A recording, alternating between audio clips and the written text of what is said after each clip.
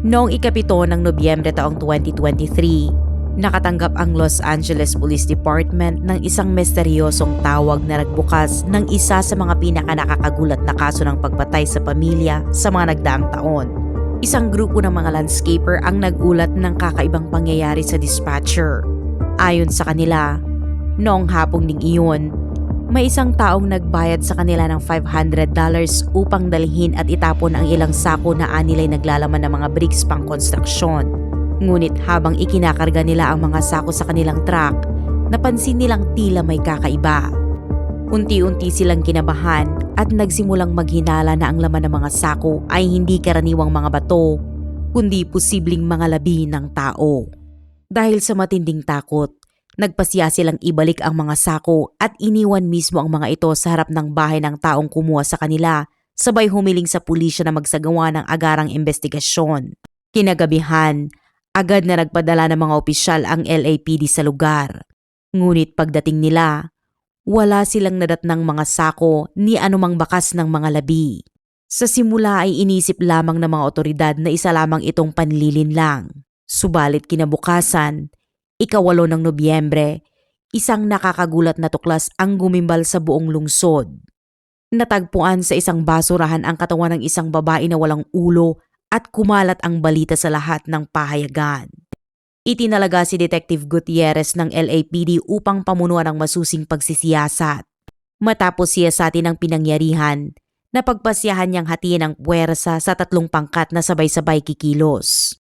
Ang unang pangkat ay ipinadala upang ipagpatuloy ang masusing pangangalap ng ebidensya sa lugar, kabilang ang paghanap sa mga security camera at pagkikipanayam sa mga posibleng saksi. Ang ikalawang pangkat naman ay tumutok sa pagtuntun sa mga grupo ng mga landscaper na naunang nagulat ng insidente.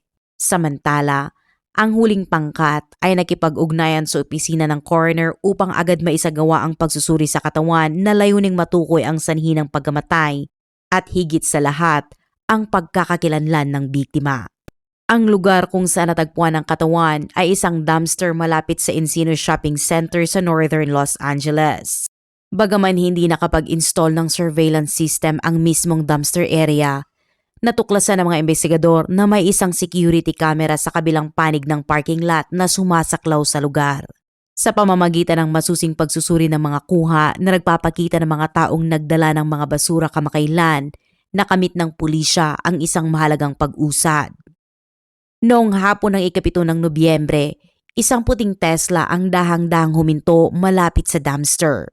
Bumaba mula rito ang isang matangkad at payat na puting lalaki. Maingat niyang sinilip ang paligid bago buksan ang trunk. Hirap niyang hinila palabas ang isang malaking itim na sako ng basura at yumuko upang buhatin ito at ikarga sa balikat. Kitang-kitang mabigat ang laman ng kanyang binubuhat. Pagkatapos nitong itapon ng sako, tahimik siyang bumalik sa sasakyan at umalis ng hindi nagmamadali. Tinunton ng pulisya ang ruta ng kotse, sinundan ang trajectory ng kanyang paglalakbay at napag-alaman na nagtungo ito sa isang bahay sa kalapit na Tarzana. Humigit kumulang 3 milya ang pagitan ng dalawang lokasyon. Bakit itatapon ng isang tao ang kanilang basura sa kapitbahay imbes na sa sarili nilang basurahan?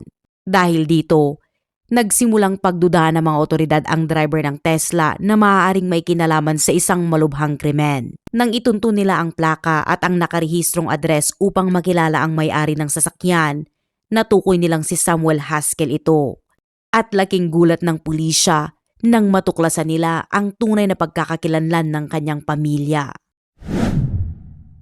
Si Samuel Haskell IV ay isinilang noong ika-3 ng Abril taong 1988 sa Tarzana, hilangang bahagi ng Los Angeles.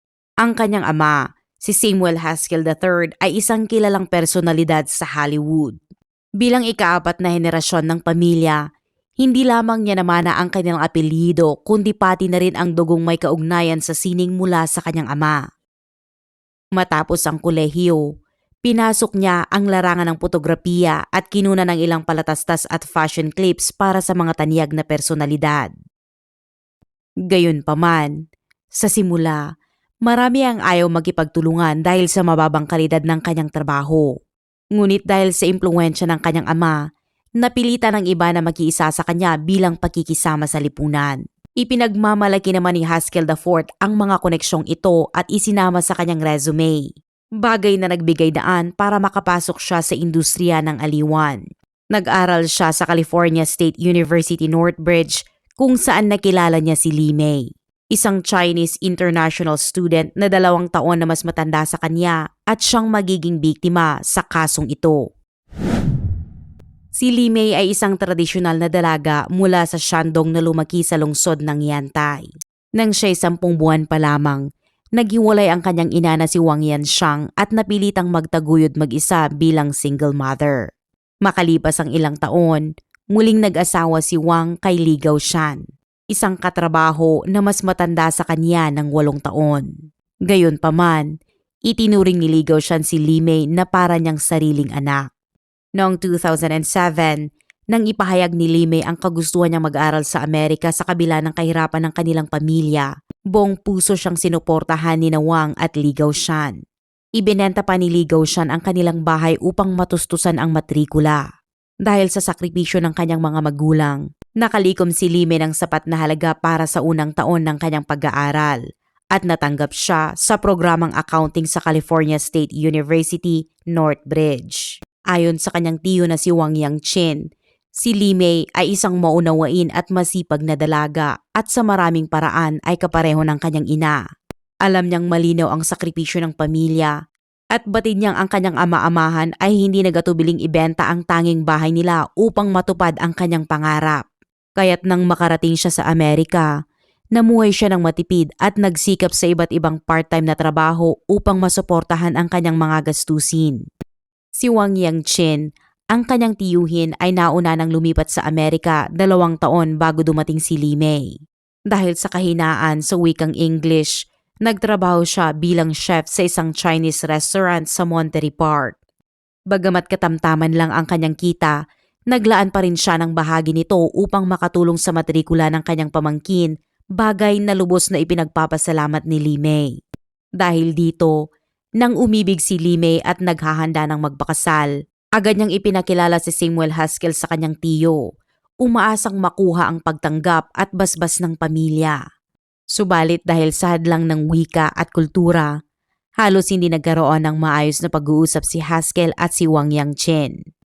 Ang naging impresyon ng tiyo kay Haskell ay isang taong tahimik, walang halos imik at para bang wala sa paligid kahit sabay-sabay silang kumakain. Pagkaraan ng kanilang kasal, ipinanganak ni Li Mei ang kanilang panganay na si Samuel Haskell V noong 2010 na sinundan pa ni na James at William. Bagamat abala sa pagpapalaki ng mga anak, hindi iniwan ni Li Mei ang kanyang pangarap na magkaroon ng sariling karera. Ayaw niyang manatili lamang bilang housewife, lalo na't hindi rin praktikal na umasa lamang sa kanyang asawa na isang ordinaryong photographer at direktor para magtaguyod ng pamilya. Ginamit ni Li Mei ang lahat ng kanyang kakayahan. Bukod sa pagtulong sa mga kliyente sa paghahanda ng buwis gamit ang kanyang kaalaman sa accounting, itinatag din niya ang Haskell Consulting Group. Isang kumpanyang nagbibigay ng payo at tulong sa mga estudyanteng Chino na nais makapasok sa mga prestihiyosong universidad gaya ng Harvard at Yale. Gayunpaman, dahil sa sobrang dami ng trabaho, madalas na hindi na niya maalagaan ng husto ang kanyang maliliit na anak. Nais niya sanang kumuha ng yaya ngunit dahil sa mataas na gastos at iba pang dahilan, hindi na ito natuloy. Sa halip, simula noong 2010 nang ipanganak niya ang kanilang panganay, inimbitahan niya ang kanyang mga magulang mula sa China upang tumulong sa pag-aalaga ng mga apo. Ayon kay Wang Yangqin, ang tiyo ni Li Mei, noong panahong iyon ay hindi pa nila batid kung ano ang pinagmulan ni Samuel. Nang nagkaroon sila ng mga anak, agad na nagtungo sa Amerika ang kanyang kapatid upang tumulong. Isinalaysay din niyang maging ang pamilya ni Samuel ay nag-organisa pa ng isang bakasyon para sa lahat sa isang ranch sa Texas at doon lamang nila nalaman na ang ama ni Samuel ay isa palang kilalang ahente sa Hollywood. Kahit inalok ng pamilya Haskell na sagutin ang gastos para sa mga profesional na yaya, hindi ito tinanggap ng pamilya ni Li Mei. Labis nang naging malapit sina Wang Yanxiang at Li Gaoshan sa kanilang mga apo, kaya't hindi nila kayang iwan ang mga ito. Kaya't matapos ang pag-uusap, sila na mismo ang nagdesisyon na magpatuloy sa pag-aalaga. Mula 2010 hanggang sa mangyari ang trahedya noong 2023, Buong 13 taon nilang inilagay ang kanilang oras at lakas sa pagpapalaki sa kanilang mga apo. Kahit pa nagkaroon ng stroke si Wang Yanxiang makalipas ang ilang taon na nagdulot ng kahirapan sa paglalakad at pagkilos, hindi niya ito naging hadlang. Araw-araw pa rin siyang nagluluto para sa pamilya, naglilinis ng bahay at katuwang ng kanyang asawa sa pagbibigay ng lahat ng pangangailangan ng mga bata. Sa kabila ng asawang halos walang naiambag, nakamit pa rin ni Lime ang tagumpay sa kanyang karera dahil sa buong pusong suporta ng kanyang mga magulang. Noong ika-4 ng Disyembre taong 2020, gumastos si Lime ng $1.7 million upang bilhin ang isang marangyang mansyon na may 6 na silid tulugan at 6 na banyo sa 4115 Tarzana, Los Angeles. At dahil walang anumang naambag si Haskell sa pagbili, nakapangalan lamang ang titulo ng bahay kay Lime. Makalipas ang ilang panahon, nang suriin ni Wang Yangqin ang kanyang WeChat, nakatuklas siya ng isang nakakakilabot na bagay. Nang silipin niya ang WeChat account ng kanyang kapatid na si Wang Yanxiang, halos wala nang natira. Nabura ang mahigit 1 dekadang mga post, nawala ang mga larawan sa profile at pati personal na impormasyon ay pinalitan. Bagamat hindi pa natatagpuan ng pulisya ang mga bangkay ni Wang Yanxiang at Li Gaoshan, may hindi magandang kutob si Wang Yangqin tungkol sa sinapit ng kanyang kapatid at bayaw. Samantala, sa masusing pagsisiyasat ng LAPD, unti-unting nabuo ang larawan ng lahat ng kilos ni Haskell bago at matapos ang krimen. Ayon sa mga kapitbahay at kaibigan, huling nakita ang pamilya ni Lime noong umaga ng ika-6 ng Nobyembre. Isang kapitbahay ang nakasalubong si Lime habang binubuksan nito ang pinto ng kanyang kotse na wari maghatid ng mga anak sa paaralan. Simple lamang ang kanilang batian, ngunit napansin ng kapitbahay na tila nagmamadali at hindi masaya ang anyo ni Lime. Kinabukasan, ika-7 ng Nobyembre, eksaktong 3:53 ng hapon, nakuna ng surveillance camera si Haskell na nakaputing polo habang lumalabas ng bahay at kumakaway sa isang asul na truck na nakaparada sa kabila ng kalsada. Sa kaliwang frame, makikita ang kanyang puting Tesla. Ang parehong sasakyan na kalaunay makikitang ginagamit sa pagtatapon ng basura. At sa likod ng Tesla, may isa pang puting truck na bahagyang natatabunan ng mga dahon. Makalipas ang ilang minuto, nagsimula ang kakaibang eksena. 4 na manggagawa mula sa 2 truck ang sabay-sabay na kumilos. Eksaktong 3:57 ng hapon, 2 sa kanila ang nagbuhat ng isang napakalaking itim na bag mula sa harapan ng bahay at inilapag ito sa driveway ni Haskell. 3:58 ng hapon, ang natitirang 2 ay nagdala rin ng isa pang malapad at mabigat na bag at hirap nilang isinakay ito sa puting truck. Sa kabuuan, 3 malalaking bag ang nailipat ng 4 na manggagawa papasok sa truck. Pagsapit ng 4:01, umalis ang 2 manggagawa sakay ang puting truck.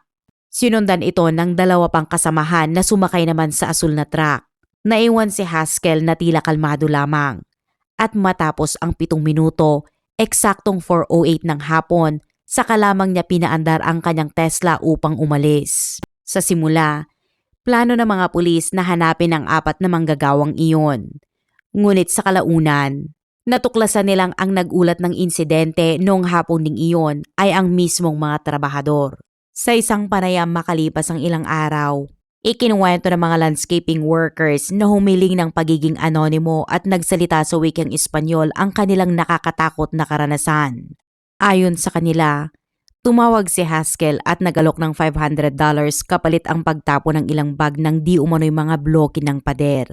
Agad silang nagtungo sa bahay at mula sa garahe, sabay-sabay nilang binuhat ang 3 malalaking itim na bag. Ngunit sa pagbuhat, agad nilang napansin na may kakaiba. Ang laman ay hindi matigas at mabigat gaya ng mga ladrilyo, kundi malambot at tila may kakaibang anyo at tinatayang may bigat na humigit kumulang 50 libra bawat isa. At kahit may alinlangan, natapos pa rin nila ang trabaho at isinakay ang 3 bag sa puting truck. Pagkatapos, agad nagbayad si Haskell ng $500 cash bago sila umalis. Habang nagmamaneho, lalo lamang silang nabahala. Parang sa simpleng pagtatapon ng basura, bakit ganoon kalaki ang bayad? At bakit parang hindi ladrilyo ang laman ng mga bag? Nang hindi na nila matiis, huminto ang dalawang sakay ng puting truck matapos ang ilang bloke at binuksan ang isa sa mga bag. Ang nakita nila ay labis nilang ikinataranta kaya't agad nilang tinawagan si Haskell at sinabing hindi nila kayang ipagpatuloy ang trabaho. Kaya't eksaktong 4:50 ng hapon, nakunan ng surveillance camera na bumalik ang puting truck sa bahay ni Haskell. Ibinaba ng mga manggagawa ang 3 bag sa mismong driveway. Agad na lumabas si Haskell at nagpaliwanag na mga dekorasyon pang Pasko lamang ang laman, sabay ibinalik ang $500. Pagsapit ng 4:17 ng hapon, tuluyan nang umalis ang truck. Ngunit sa puntong iyon, malinaw na nagsimula na ring kabahan si Haskell. Alam niyang nakita ng mga trabahador ang nilalaman ng bag kaya't wala na siyang ibang magawa kundi hanapan agad ng paraan upang itapon ang mga ito. Makalipas ang ilang minuto, 4:22 ng hapon, isinilid niya ang mga bag sa trunk ng kanyang Tesla at nagtungo sa parking lot ng Encino Shopping Center kung saan itinapon niya ang isa sa 3 bag. Mahalagang tandaan na isa lamang at hindi ang lahat. Hindi niya inasahan na ang buong galaw na ito ay malinaw na naitala ng security cameras. Habang siya ay abala, ang dalawang manggagawa naman ay nagmamadaling nagtungo sa himpilan ng pulisya upang magsumbong. Unang tinungo ng grupo ang Highway Patrol Office, mga 14 na minuto ang layo. Ngunit dahil hindi sila marunong ng English at hindi rin marunong ng Espanyol ang mga duty officer, nagkaroon ng malaking kalituhan. Pinayuhan silang dumiretso na lamang sa LAPD. Pagdating sa Tarzana Division, muling nangyari ang parehong sitwasyon. Hindi sila nagkaintindihan. Sa huli, pinayuhan silang tumawag na lamang ng 911. Dahil sa sobrang pagkainis, nagpasya silang huminto mismo sa parking lot sa tapat ng estasyon at doon tumawag. Ngunit mas lalo pa silang nabigla nang malaman nila na kahit ang operator ng 911 ay hindi rin marunong ng Espanyol. Kaya't ang tawag ay nailipat muna sa Sacramento Police Department bago muling ibinalik sa LAPD. Sa kabutihang palad, ang sumunod na 911 operator ay marunong ng Espanyol at agad na naunawaan ang kanilang salaysay. Ngunit nang makarating ang mga pulis sa bahay ni Haskell, huli na ang lahat. Wala nang makikitang mga bag sa paligid. Nang kumatok sila at walang sumagot, nakipag-usap na lamang sila sa mga kapitbahay. Isang residente ang nagsabing simula pa kagabi ay nakaamoy na sila ng kakaibang singaw sa paligid. Ngunit dahil wala silang nakikitang basurang nakalabas, hindi nila ito binigyan ng pansin. Kung susumahin ang oras mula nang magulat ang mga manggagawa hanggang dumating ang mga pulis, ilang oras na ang lumipas. Sapat na ito para kay Haskell upang linisin at itapon ang mga ebidensya. Kaya noong gabing iyon, umalis ang mga investigador na walang nakuhang konkretong resulta. Kinabukasan, 6:00 ng umaga, isang lalaki ang nangongolekta ng bote sa lugar ng Encino Shopping Center ang nakatagpo ng isang itim na maleta sa loob ng dumpster. Nang kanyang buksan, labis siyang nagulat at hindi makapagsalita. Ang laman ay katawan ng isang babae na wala ng ulo at mga braso at binti. Dahil sa matinding pagkagulat, agad siyang tumawag ng pulis. Mabilis na rumesponde ang mga otoridad at agad na isinara ang lugar para sa investigasyon.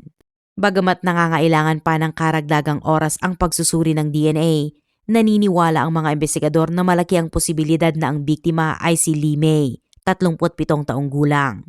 Kapansin-pansing iisa lamang ang na-recover na bag na naglalaman ng mga bahagi ng katawan sa naturang lugar.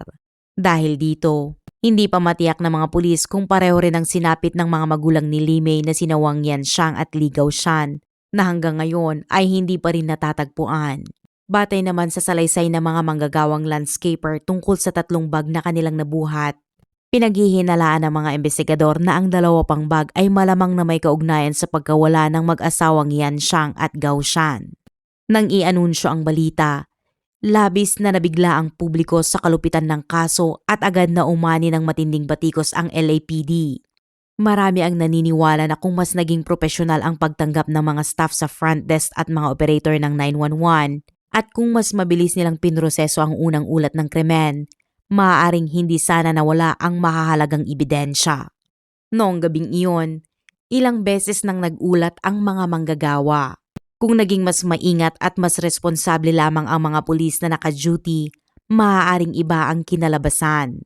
Malamang ay mas mabilis nilang natuntun si Haskell, natuklasan ang dalawa pang bag at napansin na nawawala rin sina Wang Yanxiang at Li Gaoshan.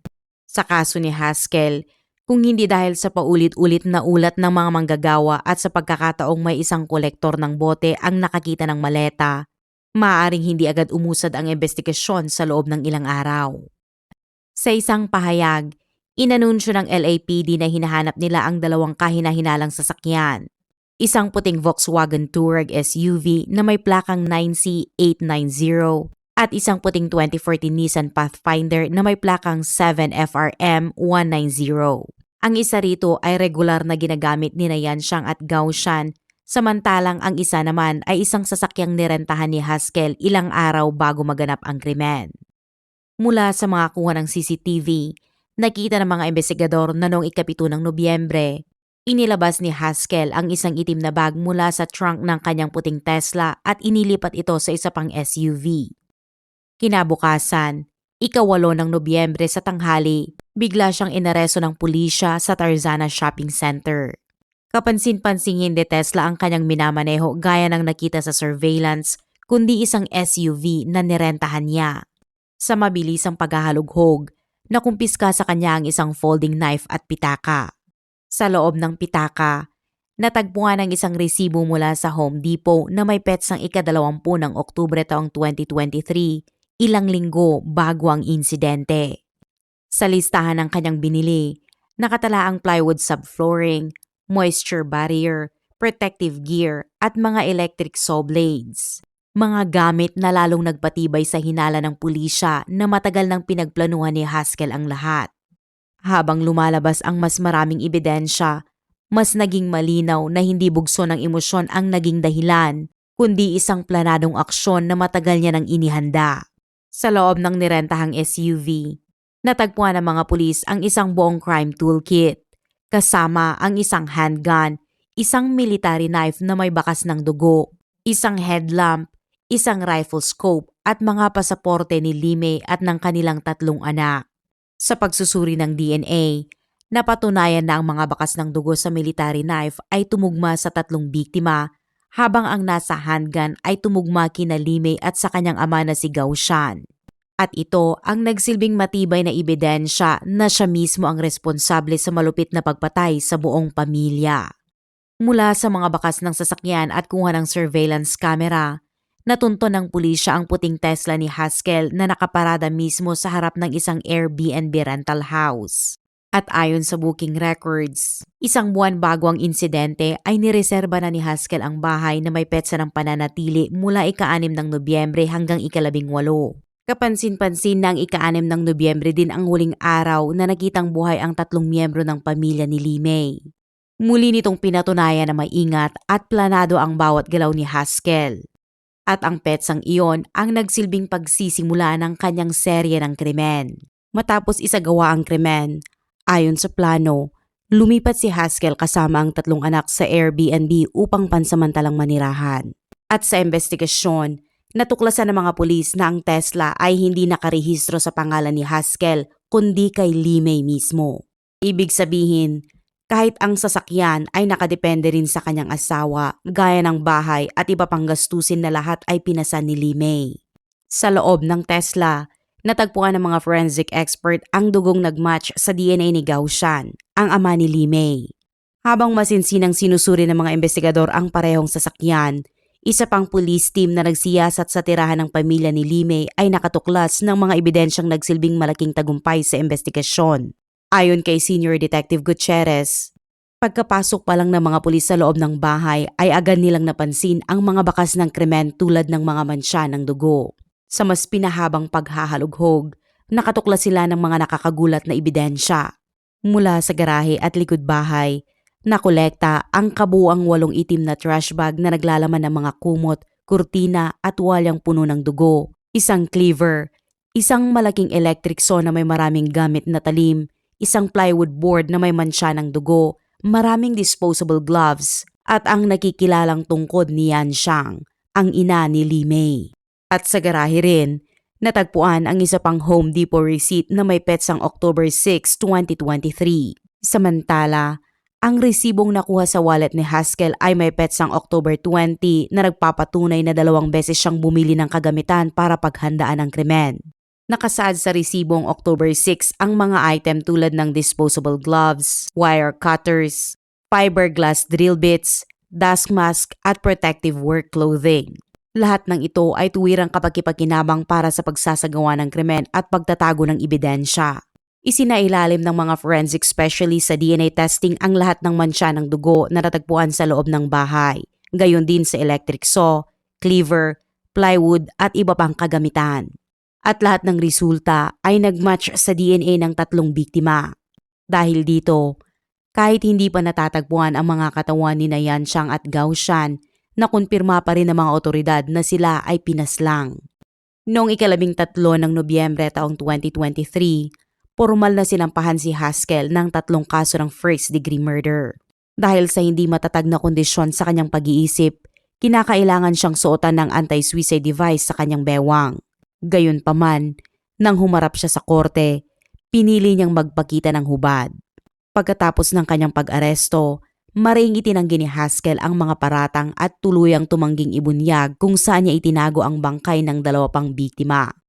Pagkalipas ng 2 buwan, noong Enero ng 2024, inilabas ang pinal na forensic autopsy report na naglalantad ng nakakakilabot na detalye. Lumabas sa resulta na sa ibabang bahagi ng leeg ni Limay ay mayroong bakas ng matalim na pinsala. Ang itaas na bahagi ng 2 binti ay nananatiling nakakabit sa kanyang katawan, ngunit ang mga ibabang bahagi ay tuluyan nang nawala. Kapansin-pansin na ang mga buto sa pinutol na bahagi ay sobrang makinis ang pagkakatabas. Ito ay nagpapatunay na malamang ay gumamit ang salarin ng matalim at dikuryenteng kagamitan upang paghiwa-hiwalayin ang katawan. Sa isinagawang toxicology test, natukoy na walang anumang sangkap ng lason o gamot sa katawan ni Limay kaya tuluyang naalis ang posibilidad ng pagkakalason. Dahil nawawala ang ulo at ilang mahahalagang bahagi ng katawan, hindi nakita ang anumang direktang sugat na maaaring magpaliwanag ng agarang pagkamatay. Gayunpaman, ipinahayag ng medical examiner na ang sanhi ng kamatayan ay maaaring pumasok sa 3 posibleng kategorya: pagkakasakal, pagbaril sa ulo o malakas na tama sa ulo. Ang mga detaling ito ay hindi lamang nagpatunay sa matinding kalupitan sa pagsasagawa ng krimen, kundi nagpakita rin ng sobrang lamig ng damdamin at maingat na kalkulasyon ni Haskell sa pagtatago ng katawan. May isa pang nakakapangilabot na konklusyon ang inilabas sa ulat ng medical examiner batay sa mga ebidensya. Walang malinaw na palatandaan na ang pagkakaputol sa katawan ni Limay ay nangyari lamang pagkatapos niyang mamatay. Sa madaling salita, posible na habang siya ay buhay pa, ginamit na ng salarin ang electric saw upang isagawa ang karumal-dumal na gawain. Bagamat nanatiling tahimik si Haskell at tumangging magbigay ng anumang detalye tungkol sa kaso, maraming dating kaklase at kaibigan ang lumutang at nagbigay ng impormasyon na unti-unting nagbuo ng malinaw na larawan sa kanyang pagkatao. Ayon sa isang kaklase noong high school, kilala na raw si Haskell mula pa noong 7 baitang dahil sa kasinungalingan at sa pagiging palagawa ng problema sa klase. Hindi rin agad nakialam ang paaralan dahil kabilang sa mga pangunahing donor ang kanyang mga magulang. Napilitan lamang silang magpatupad ng aksyon nang si Haskell ay nasangkot sa isang insidente ng sexual assault laban sa isa pang estudyante, dahilan upang tuluyan siyang mapatalsik. Ayon sa mga online na pahayag ng ilang kakilala, lumabas na mula edad 18. Nagsimula nang gumamit si Haskell ng iligal na droga, madalas na nagpapakita ng kawalang estabilidad sa ugali at palaging nagsisinungaling. At minsan pa'y bigla na lamang nagagalit sa mga kasamahan nang wala namang malinaw na dahilan. Isang propesor sa kolehiyo ang nagbahagi rin ng kanyang karanasan. Sinasabing naging estudyante niya si Haskell at madalas itong nagpapakita ng senyales ng labis na obsesyon, tulad ng palihim na pagsunod sa kanya. Dahil dito, tuwing makikita niya si Haskell, mas pinipili niyang umiwas at dumaan sa kabilang direksyon upang maiwasan ang pagkakasalubong. Higit pa rito, nakarecord din sa talaan ng pulisya na si Haskell ay mayroong kriminal na kasaysayan. Noong 2008, sa edad na 20 taong gulang, si Haskell ay naaresto na sa 2 kasong may kinalaman sa pananakit gamit ang nakakamatay na armas. Pagkaraan niyang makalaya dahil sa piyansa, Sinunod niya ang payo ng kanyang abogado na huwag nang umapila. Kaya't sa huli, noong 2010, siya ay nasintensyahan ng 3 taong probation. Isang buwan bago mangyari ang krimen, bukod sa paulit-ulit na pagbili sa Home Depot ng mga kagamitang malinaw na nauugnay sa krimen, sinabi rin ni Haskell sa kanyang 27 anyos na kalaguyo na darating ang araw na ang kanyang 3 anak na lalaki ay mapipilitang tumira kasama ang kanilang mga lolo't lola. At hindi pa natigil doon ang mga hakbang. Noong ika-21 ng Oktubre, isang araw matapos bilhin ang mga kagamitan, si Haskell ay nag-book ng one-way ticket papuntang Japan at nakatakdang umalis sa ika-28 ng Nobyembre. Kinabukasan, ika-22 ng Oktubre, bumili rin siya ng round-trip ticket para sa kanyang kalaguyo na may parehong petsa ng pag-alis at inaasahang pagbalik sa ika-12 ng Disyembre. Sa kanyang opisina, natuklasan ng pulisya ang $67,000 na cash, isang patunay na pinaghandaan ng mabuti ni Haskell ang pagtakas.